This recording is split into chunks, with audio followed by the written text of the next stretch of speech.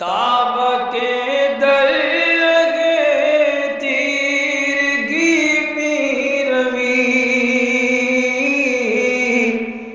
بہر توبہ درائے شباب غوی، بشنو از گوش دل مثنوی معنوی، در رہے صدق برتا مصمم شوی، بشنو از گوش دل مثنوی معنوی، در رہے صدق برتا مصمم شوی۔ بسم اللہ الرحمن الرحیم، الحمدللہ رب العالمین، والصلاة والسلام علی سیدنا و مولانا محمد سید الاولین والآخرین وعلی آلہ واصحابہ اجمعین، اما بعد۔ آج الحمدللہ مثنوی شریف کے چوتھے والیوم کا آخری درس ہوگا۔ یہ 140واں ایپیسوڈ الحمدللہ اللہ کے فضل و کرم سے آج ختم ہوگا، اور آج ہی 4 والیومز مکمل ہوں گے۔ کچھ وقفہ لینے کے بعد پھر ہم انشاءاللہ 5ویں جلد کا آغاز کریں گے۔ گزشتہ کے درس میں ہم کو یہ بتایا گیا تھا کہ 2 لوگوں کے درمیان جب آپسی لنک ہوتا ہے یا کوئی مماثلت ہوتی ہے تو ایک کے اثرات دوسرے کے اندر منتقل ہوتے ہیں۔ اگر انسان کے اندر اچھائیاں ہیں تو اچھائیاں اس کو اور اچھے انسان کی طرف راغب کرتی ہیں اور اس سے اکتساب فیض کرنے کا راستہ فراہم کرتی ہیں۔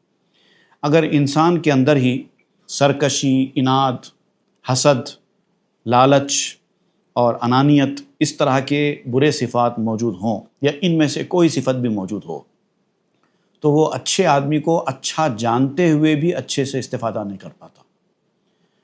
اچھے آدمی کے اندر بھی اس کو برائیاں دکھائی دیتی ہیں، اور جب تک کسی کے اندر برائیاں دکھائی دے رہی ہوں تو اس سے کچھ حاصل کرنا ممکن ہی نہیں ہوتا۔ اس سے پہلے بتایا گیا تھا کہ اگر کسی کے ساتھ آپ کا دل صاف نہیں ہے تو اس کی باتوں کا آپ کے اوپر کوئی اثر نہیں ہوتا۔ اب یہاں پر کفار مکہ کا آپ تذکرہ کریں گے کہ کس طرح سے حضور صلی اللہ علیہ وسلم کی آمد کا انتظار کرنے والے کافر جب اعلان نبوت کے بعد حضور کی نبوت کے اور حق کے منکر ہو گئے تھے، اس کا ذکر آج کیا جائے گا۔ پیش ازاں کے نقش احمد فرنمود، نعت او ہر گبر را تعویذ بود۔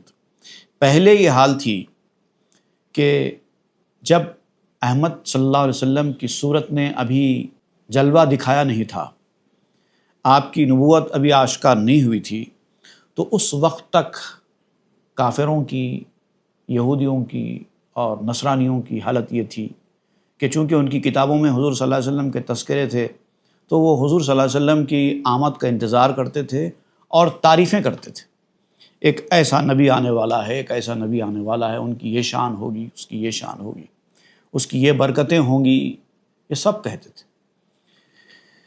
کین چنی کس ہستا آیت پدید، اس خیال روش دل شامی تپید، کہ ایک ایسا شخص دنیا میں آئے گا کہ اس کے چہرے کے خیال سے ہی ہمارا دل تڑپتا ہے، کاش ہم کو اس کی زندگی دیکھنا میسر آ جائے، کاش وہ ہماری زندگیوں کے دنیا میں رہنے تک ہی آ جائے تاکہ ہم اس سے رجوع ہوں، اس سے اکتساب فیض کریں، اس سے حق کا راستہ اختیار کریں، اپنے سارے مسائل اس کے ذریعے حل کریں۔ بڑی بے چینی کے ساتھ حضور کی آمد کا انتظار کیا کرتے تھے۔ سجدمی کردند کہ رب بشر، در آیاں آریش ہرچے زود تر۔ اور اللہ کے حضور سجدے کرتے تھے، دعائیں کرتے تھے کہ اے انسانوں کے رب، جس نبی کے بارے میں تو نے ہم کو خبر دی ہے کہ وہ آنے والا ہے، جلد سے جلد ظاہر کرے، تاکہ ایسا نہ ہو کہ ہم دنیا سے جائیں اور وہ رسول ظاہر ہو جائیں اور ہم محروم ہو جائیں۔ تا بنام احمد از یستفتحون، باغیاں شام می شدند سرنگون۔ حضور کے نام کے ذریعے، چونکہ نام تو معلوم تھا ان کو، وہ اللہ تعالیٰ سے کامیابی اور فتح طلب کیا کرتے تھے، اور وہ حضور کا نام لیتے جنگوں میں، اور حضور کے نام کی برکت سے ان کو کامیابی نصیب ہوتی اور دشمن سرنگوں ہو جاتے تھے۔ مطلب حضور پر ان کا بن دیکھے اعتقاد شروع ہو چکا تھا اور حضور کے نام کی برکت سے استفادہ بھی کرنے لگے تھے۔ ہر کجا حرب محول آمدے او نشاں کراری احمد بدے۔ اور جب کبھی کوئی خوفناک جنگ ہوتی، اور خاص طور سے ایسے وقت پر جب کہ ان کو پتہ ہوتا کہ یہ جنگ کوئی معمولی نہیں ہے، بڑی شدت کی ہے، اتنی آسانی سے کامیابی حاصل ہونے والی نہیں ہے، بڑی سخت جنگ ہوگی اور بڑا سخت معرکہ ہوگا، تو اس وقت حضور صلی اللہ علیہ وسلم کے جلال، دبدبے، رعب اس کو دعوت دیتے تھے، اور حضور صلی اللہ علیہ وسلم کا نام اور آپ کی شان کے تذکرے ان کے مددگار ثابت ہو جاتے تھے۔ ہر کجا بیماری مزمن بدے، یاد اوشاں دارو شافی بدے۔ اور جہاں کہیں کسی کو ایسی بیماری لاحق ہوتی کہ جو دواؤں سے اچھی نہیں ہوتی، جیسے کرونک ایلمنٹ کہا جاتا ہے، بعض ایسی بیماریاں ہوتی ہیں جو دوا کھانے کے بعد ٹھیک ہو جاتی ہیں، لیکن بعض ایسی کرونک ہوتی ہیں کہ آپ دوائیں کھاؤ کچھ نہیں ہوتا، کوئی فرق نہیں پڑتا، بہت پرانی ہو جاتی ہے کہ اب اس کا دور ہونا بظاہر ممکن دکھائی نہیں دیتا۔ ایسی بیماریوں میں حضور کا نام لیتے تھے، حضور کو یاد کرتے تھے، اور حضور کا یاد کرنا اور حضور کا نام لینا ان کے لیے دوا ثابت ہو جاتی تھی، اور پھر وہ شفا یاب بھی ہوتے تھے۔ نقش او می گشت اندر راہ شاں، در دل و در گوش و در افواہ شاں۔ حضور صلی اللہ علیہ وسلم کی ایک خیالی تصویر ان کی آنکھوں میں ہمیشہ گشت کرتی رہتی تھی، ان کے دل میں، ان کے کان میں، ان کے منہ کے اندر بھی وہی تذکرے ہوتے تھے۔ ایک ایسا نبی ہے، اس کا چہرہ ایسا ہوگا، اس کی آنکھیں ایسی ہوگی، اس کی عادتیں ایسی ہوگی۔ تو جب کسی کا تذکرہ آپ گہرائی کے ساتھ کرتے ہیں اور اس کے پورے حلیے کے ساتھ کرتے ہیں، تو اچانک ایک امیجنیشن اس کی آنکھوں میں بن جاتا ہے، ایک چہرہ اس کی آنکھوں میں تیار ہو جاتا ہے، تو وہ ایک نقش ہوتا ہے، وہ نقش اپنی آنکھوں میں ہمیشہ رکھتے تھے۔ نقش اورا کہ بیابد ہر شغال، بلکہ فرع نقش او یعنی خیال۔ اب حضور صلی اللہ علیہ وسلم کی جو اصلی صورت تھی، وہ تو ظاہر بات ہے کہ حضور کی صورت ان کی آنکھوں میں کہاں سما سکتی تھی، کیونکہ وہ تو گیدڑ تھے۔ گیدڑوں کی آنکھوں میں حضور کا پرجمال چہرہ تو نہیں بیٹھ سکتا تھا، لیکن جو حلیہ انہوں نے سنا تھا، جو پڑھا تھا، اس کے مطابق ایک خیال ان کی آنکھوں میں وہ بٹھا لیا کرتے تھے۔ یعنی یہاں پر ایک تصور کی اہمیت بھی بتائی جا رہی ہے کہ اس تصور کے ساتھ جب حضور کا نام مبارک لیتے تو اس کے کیسے اثرات ان کو ملتے اور پھر کس طرح سے فتح و کامیابی نصیب ہوتی تھی۔ نقش او بر روئے دیوار عرفتت، از دل دیوار خون دل چکت۔ وہ ایک ایسا نقش ہے، حضور کے جمال کا نقش، کہ اگر کسی دیوار پر پڑے تو دیوار کے دل سے خون ٹپکنے لگے۔ اگر حقیقی جمال دیوار پر پڑ جائے، وہ نقش اگر دیوار پر اتر جائے تو دیوار سے خون نکل آئے۔ آن چنا فرخ بود نقشش برو، کے رہد در حال دیوار از درو۔ اگر حضور صلی اللہ علیہ وسلم کے نقشے کا، آپ کے جمال کا، آپ کے چہرے کا نقش اگر کسی دیوار پر ظاہر ہوگا تو انسان ہے، دیوار کی دو رخی بھی ظاہر ہو جائے گی۔ ہر انسان کے اندر ایک قسم کی دو رخی ہوتی ہے، کبھی کچھ والا معاملہ تقریباً ہر انسان میں ہوتا ہے۔ کبھی وہ دیندار بن جاتا ہے، کبھی دنیا دار بن جاتا ہے، کبھی سچ بولتا ہے اور سچ پر اڑا ہوا ہوتا ہے، کبھی جھوٹ بول دیتا ہے، کبھی غصے میں آتا ہے، کبھی خوش دل ہو جاتا ہے۔ مختلف رنگ ہوتے ہیں نا انسان کے، وہاں تک تو ٹھیک ہے، اگر فطری حد تک ہے تو وہاں تک تو ٹھیک ہے، لیکن کچھ لوگ ایسے بھی ہوتے ہیں جو اندر سے کچھ اور باہر سے کچھ بھی ہوتے ہیں، یعنی منافقانہ صفت والے ہوتے ہیں۔ تو حضور صلی اللہ علیہ وسلم کا اصلی نقش اگر کسی انسان پر پڑ جائے تو اس کی منافقت بالکل ختم ہو جائے گی، دیوار کی ختم ہو جائے گی، انسان تو دور کی بات۔ گشت بایک روئی اہل صفا، آن دروئی عیب بر دیوار را۔ اہل باطن کی ایک رخی جو ہوتی نا ویسی بن جائے گی، دو رخی تو ویسے بھی عیب ہے، اور دیوار کے لیے بھی عیب ہے۔ دیوار بھی ایک رخی ہی ہونی چاہیے، اگر دو رخی ہوگی تو وہ عیب بن جاتی ہے۔ کون سی بھی دیوار آپ دیکھو کہ وہ بالکل مسطح اور کھڑی ہوتی ہے تو وہ اچھی دیوار کہلاتی ہے، اگر آگے پیچھے ہوگی دیوار تو وہ اچھی دیوار نہیں کہلاتی۔ تو دیوار کے اندر ہی جو چیز عیب ہے وہ چیز انسان کے اندر تو یقیناً عیب ہی ہوگی، لیکن جو اس نقش سے استفادہ کر لیتا ہے اس کی دو رخی ختم ہو جاتی ہے اور وہ اہل دل بن جاتا ہے ایک رخی والا۔ ای ہما انکار و کفراں ذات شاں چوں درآمد سید آخر زمان۔ لیکن جیسے ہی حضور صلی اللہ علیہ وسلم کی بعثت ہوئی، حضور صلی اللہ علیہ وسلم اپنی پوری شان اور پورے علامتوں کے ساتھ دنیا میں ظہور پذیر ہوئے، تو وہ جو ان کی کیفیتیں تھیں وہ سب کے سب ختم ہو گئی۔ انکار پیدا ہو گیا، کفر پیدا ہو گیا۔ بھئی جس کا انتظار کر رہے تھے وہ اگر آ جائے تو خوشی کا دن ہونا چاہیے، عید کا دن ہونا چاہیے، لیکن ان کے اندر چونکہ بری عادتیں، بری خباثتیں تھیں، سرکشی، اناد تھا، حسد تھا۔ یہ حسد ہی تھا جو انہوں نے حق کو ماننے سے انکار کیا۔ ان کا ماننا یہ تھا کہ ایک غریب خاندان میں ایک معمولی قسم کا لڑکا اگر اپنے آپ کو نبی کہتا ہے ہم کیسے مان لیں؟ کوئی بہت بڑے مالدار خاندان میں، کوئی باعزت خاندان میں، کوئی بادشاہ کے گھر میں اگر کوئی ایسا پیدا ہوتا تو شاید ہم مان لیتے۔ ایک غریب خاندان میں پیدا ہونے والا نبی کیسے ہو سکتا، کیسے مانیں؟ انہوں نے انکار کر دیا۔ جھکنا پڑے گا، نبی ماننا ہے تو اس کی تعظیم کرنی پڑے گی، اس کے احکام کی تعمیل کرنی پڑے گی، اور یہ ہم سے نہیں ہو سکتا۔ دنیا میں ایسے بہت سارے لوگ ہوتے ہیں ایسی سرکشی والے، ہم کیوں جھکیں، ہم کیوں مانیں، وہ بھی ہماری طرح ہیں، کیوں ہم ان کی بات سنیں؟ وہ اپنا تسلط قائم کرنا چاہتے ہیں، وہ اپنی سلطنت قائم کرنا چاہتے ہیں، اس لیے ایسے دعوے کر رہے ہیں، اس طرح کی سرکشی والی باتیں کرتے ہیں۔ ای ہما تعظیم و تفخیم و وداد چوں بے دیدندش بے صورت برد باد۔ جو کچھ تعظیم، جو کچھ محبت، جو کچھ عزت اس نبی کے لیے ان کے دلوں میں اب تک پیدا ہوئی تھی، جیسے ہی صورت دیکھی، اصلیت سامنے آئی، سب ختم ہو گئی۔ قلب آتش دید در دم شد سیاہ، قلب را در قلب کیبو دستراہ۔ کھوٹے تھے، اندر سے کھوٹے تھے، کھوٹے نے آگ دیکھی اور کالا پڑ گیا۔ کھوٹی چیز جو ہوتی ہے جب آگ سے اس کا سابقہ پڑتا ہے تو وہ آگ سے شائن ہونے کے بجائے الٹا کالا ہو جاتا ہے۔ سونے میں بھی آپ دیکھیے، اصلی سونا جب ہوتا ہے، جب اس کو آگ میں تپاتے ہیں تو وہ اور چمکتا ہے، لیکن جو نقلی سونا ہوگا آگ میں ڈالنے کے بعد کالا ہو جائے گا۔ یہ بھی ویسے ہی تھے، اندر سے نقلی تھے، اسی لیے یہ نبوت کی آگ جب دہکی تو اپنے آپ کو اور زیادہ چمکدار، پر نور بنانے کا ذریعہ ہونے کے باوجود یہ وہ نہیں کر پائے، بلکہ کالے ہو گئے۔ اور جو کھوٹے دل ہوتے ہیں ان کے لیے کہیں بھی راستہ نہیں ہوتا۔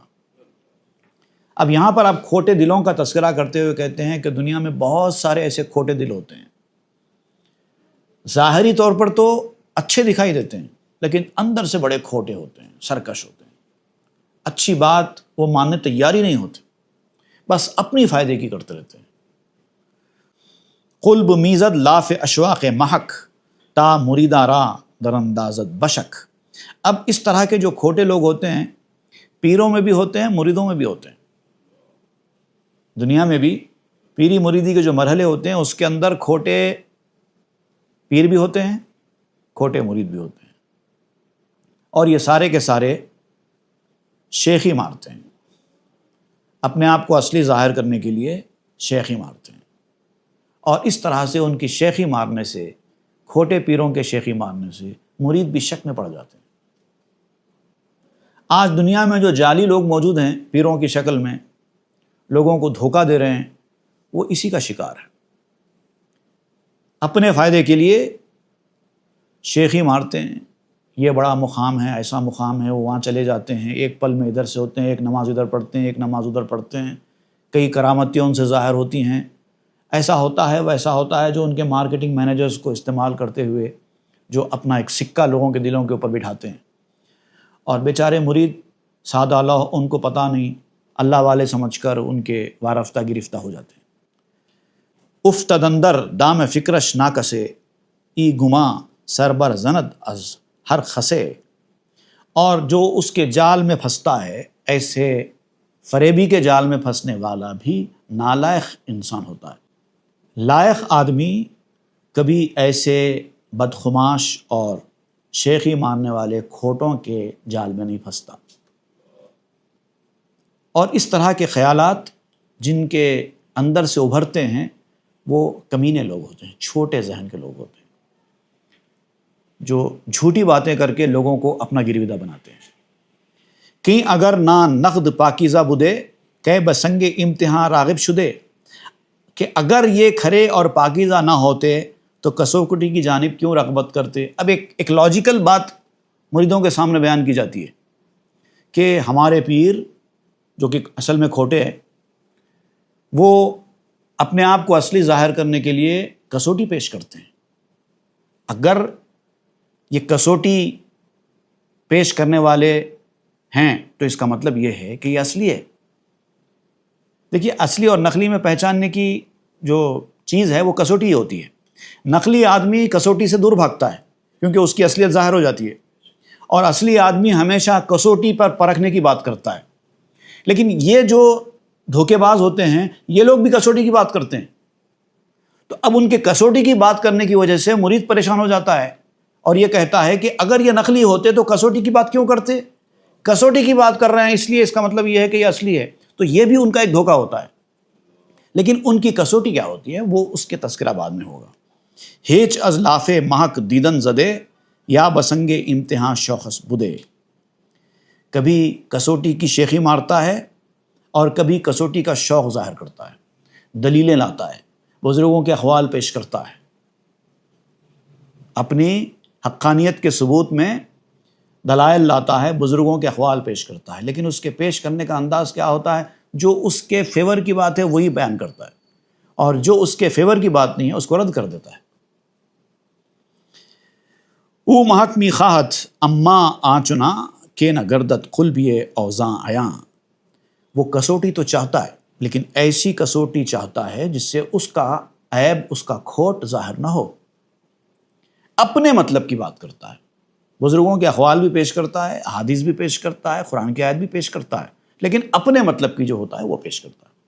جہاں اس کے مطلب کی بات نہیں ہے وہاں پر مختلف تعویلات کرتا ہے، یا تو سیدھا روایت کا انکار کر دیتا ہے، یا تو سیدھا روایت ہی کا انکار کر دیتا ہے، یہ من گھڑت بیکار روایتیں ہیں، یا پھر یہ کہہ دیتا ہے کہ نہیں اس کا مطلب یہ نہیں ہے، اس کا مطلب یہ ہے، تاکہ اس کی جو کھوٹ ہے وہ کھوٹ ظاہر نہ ہونے پائے۔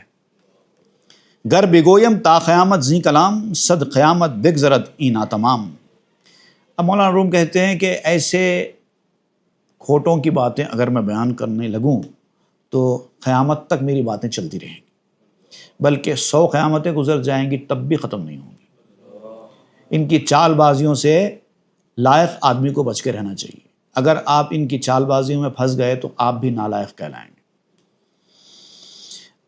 آ مہک کہ او نہاں دارت صفت، نہ مہک باشد نہ نور معرفت، وہ کسوٹی جو کسی کے عیب کو چھپائے، کسی کے نقص کو، کسی کی خرابی کو چھپا دے، وہ کوئی کسوٹی ہے ہی نہیں۔ نہ وہ کسوٹی ہے نہ وہ روشنی ہے۔ اگر آپ کو ایک چیز اصلی دکھائی دے رہی ہے جیسی کہ وہ ہے، تبھی وہ کسوٹی ہے، تبھی وہ روشنی ہے۔ اگر جو جیسا ہے ویسا نہیں دکھا رہا ہے تو اس کا مطلب یہ کہ وہ روشنی ہے نہ کسوٹی ہے۔ نام اس کا کسوٹی ہوگا لیکن حقیقت میں کسوٹی نہیں ہوگی۔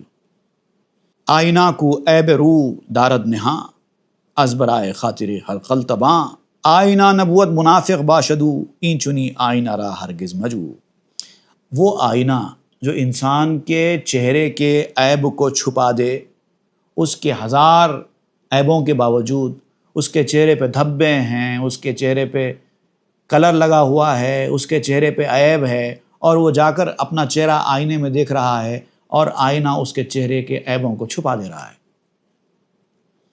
آئینہ نبوت، وہ آئینہ نہیں ہوتا۔ منافق باشدو، وہ تو منافق ہے۔ این چنی آئینہ را ہرگز مجو، اور ایسے آئینے کی کبھی جستجو نہ کرو۔ اپنے فائدے کے لیے لوگ کسی کو بھی بہت بڑا بنا دیتے ہیں کیونکہ ان کا فائدہ ہے۔ ان کا فائدہ اگر ہوگا تو ان کی فضیلتیں بیان کرتے ہیں، ان کو بڑا بنا دیتے ہیں۔ پیر بھی کرتے ہیں ایسا مریدوں کو گھیرنے کے لیے، اور مرید بھی کرتے ہیں ایسا۔ اب پیر کیسے کرتے ہیں؟ جب ان کو پتہ چل جاتا ہے کہ فلاں شخص میرے کام کا ہے، اس کو اپنے پاس رکھنا چاہیے، جانے نہیں دینا چاہیے، ایسے لوگ آپ کے عیب کبھی بیان نہیں کریں گے آپ کے سامنے، کیونکہ ان کو ڈر ہوگا کہ اگر میں نے اس کو ڈانٹا یا غصہ کیا یا عیب بتایا یا اس کو کوئی ہدایتیں دی ایسا کرو، وہ بھاگ جائے گا، اور بھاگ جائے گا تو ان کا نقصان ہو جائے گا۔ تو چونکہ ان کا نقصان ہونے والا ہے، یہ کبھی نہیں بولتے۔ آپ کے عیبوں کو اپنی آنکھوں کے سامنے دیکھتے ہوئے آپ کو کچھ نہیں بولتے۔ کیوں نہیں بولتے؟ وہ کہیں گے کہ ہمارا کیا فائدہ ہے، جانے دو، کچھ بھی کر لینے دو، ہمارے پاس تو آ رہا ہے، ہمارا تو فائدہ ہو رہا ہے، ختم۔ لیکن جو آپ سے غرض نہیں رکھنے والا ہوتا ہے، وہ آپ آئے تو اس کو کوئی فرق نہیں پڑتا، آپ جائیں تو اس کو کوئی فرق نہیں پڑتا، آتے تو آؤ جاتے تو جاؤ والا جو بندہ رہتا ہے، وہ آپ کے عیبوں پہ کبھی آپ کے سامنے پردہ نہیں ڈالتا۔ لوگوں کے سامنے پردہ ڈالے گا، آپ کے عیبوں کو لوگوں سے چھپائے گا ضرور، لیکن آپ سے نہیں چھپائے گا، آپ کے سامنے کھل کے بولے گا۔ آپ رہتے رہو جاتے جاؤ، جو خرابی ہے آپ کی وہ بیان کرتا ہوں میں، مانتے مانو، نہ مانتے نہ مانو، آتے آؤ جاتے جاؤ۔ یہ ہے سچا آئینہ، اور آئینہ یہی کام کرتا ہے۔ آپ آئینے کے سامنے جا کر کھڑے رہتے ہیں تو جو جو آپ کے چہرے پہ ہوتا ہے، جیسا ہوتا ہے ویسا بتا دیتا ہے۔ اگر آئینہ آپ کے عیبوں کو چھپانے لگے آپ کے سامنے تو اس کو آئینہ کہتے ہی نہیں ہیں۔ آئینہ جو راست گوئے بے نفاق، ختم کن واللہ عالم بالوفاق۔ اسی لیے آپ کا کام یہ ہے کہ آپ سچ کہنے والا آئینہ تلاش کرو، جھوٹے آئینوں سے اپنے آپ کو بچاؤ۔ آپ آئینہ دیکھتے ہیں تاکہ آپ کے چہرے پہ اگر کوئی خرابی ہو، کوئی عیب ہو، کوئی دھبا ہو تو آپ صاف کر سکیں، اسی لیے تو آئینہ دیکھا جاتا ہے۔ آپ کے بال اگر بکھرے ہوئے ہیں تو آپ اس کو کنگھا کر سکیں، آپ کی آنکھوں میں کوئی چیز چلی گئی ہے تو آپ نکال سکیں، اور اسی لیے چونکہ آپ کو اپنا عیب دکھائی نہیں دیتا چہرے کا، اس لیے آپ آئینہ دیکھتے ہیں، اور آئینہ وہ کام کر دیتا ہے اور آپ صاف کر لیتے ہیں۔ اگر آپ آئینے کے سامنے جائیں اپنے عیب کو صاف کرنے کے لیے اور آئینہ آپ کو آپ کا عیب دکھائے ہی نہیں، تو ظاہر بات ہے آپ کا عیب صاف تو نہیں ہوگا، تو پھر آئینے کا کام کہاں سے رہا؟ ختم کن واللہ اعلم بالوفاق۔ اب یہ باتیں ختم کر دو، اشارہ کافی ہے عقل مند کے لیے، جو کہنا تھا ہم نے کہہ دیا، اور جو لائق ہوگا وہ سمجھ جائے گا۔ اور یہ وفاق کو، حسن اتفاق کو، جو معاملے پیش آ رہے ہیں اس کو اللہ تعالیٰ بہتر جانتا ہے، کس کے ساتھ کیا ہو رہا ہے یہ اللہ تعالیٰ بہتر جانتا ہے۔ اللہ تعالیٰ ہی کے ہاتھ میں توفیق ہے۔ اگر اللہ تعالیٰ آپ کی بھلائی چاہتا ہے تو سچے کے ساتھ ہی آپ کا رابطہ قائم کرے گا، جھوٹے سے آپ کو بچا کر رکھے گا، اس لیے اس سے توفیق طلب کرتے رہو، تاکہ عین آئینت سازت خدا، تا نماید عرش را ہمچو سما۔ اب جب آپ سچے آئینے کے پاس جائیں گے، اس سے اکتساب فیض کریں گے، آپ کا دل صاف ہوگا اس کی وجہ سے، تو آپ خود آئینہ بن جائیں گے، اور پھر ایسا آئینہ بنیں گے کہ جیسے آپ نظر اٹھا کر آسمان کو دیکھتے ہیں ویسے نظر اٹھا کر عرش کو دیکھ سکیں گے۔ پہلے آپ کو آئینے میں دیکھنا ہوتا ہے، کیونکہ آپ کا چہرہ آپ کو دکھائی نہیں دیتا۔ بعد میں جب آپ مصفہ ہوتے ہیں، پاکیزہ ہوتے ہیں، تزکیہ ہوتا ہے آپ کا، اس کے بعد آپ خود آئینہ بن جاتے ہیں، اور جب آپ خود آئینہ بن جاتے ہیں تو ایسی ایسی چیزیں دیکھتے ہیں کہ جو آپ تصور میں بھی نہیں لا سکتے، اور پھر جب آپ آئینہ بن گئے تو آپ کے آئینے میں دوسرے لوگ اپنا چہرہ دیکھیں گے۔ عرش چے وہ چرخ چے اے ذو لباب، فہم کن واللہ اعلم بالصواب۔ اور یہ آسمان، یہ عرش جو میں نے باتیں بیان کی ہیں یہ تو بہت معمولی ہیں، یہ عرش کیا ہے، آسمان کیا ہے؟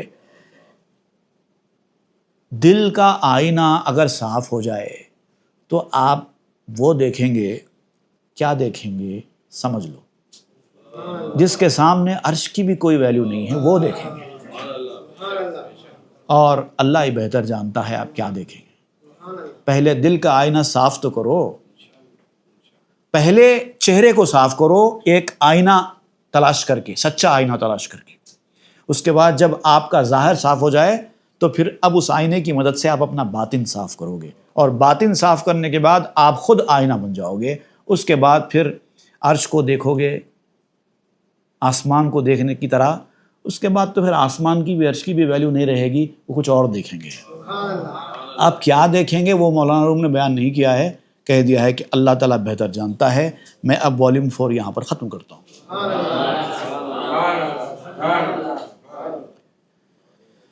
وصلی اللہ تعالیٰ علی خیر خلقہ سیدنا محمد وآلہ وصحبہ اجمعین والحمد للہ رب العالمین۔ تاب کے در لگے تیرگی میں روی، بہر توبہ درائے شباب غوی، بشنو از گوش دل مثنوی معنوی، در رہے صدق برتا مسمم شوی، بشنو از گوش دل مثنوی معنوی، در رہے صدق برتا مسمم شوی۔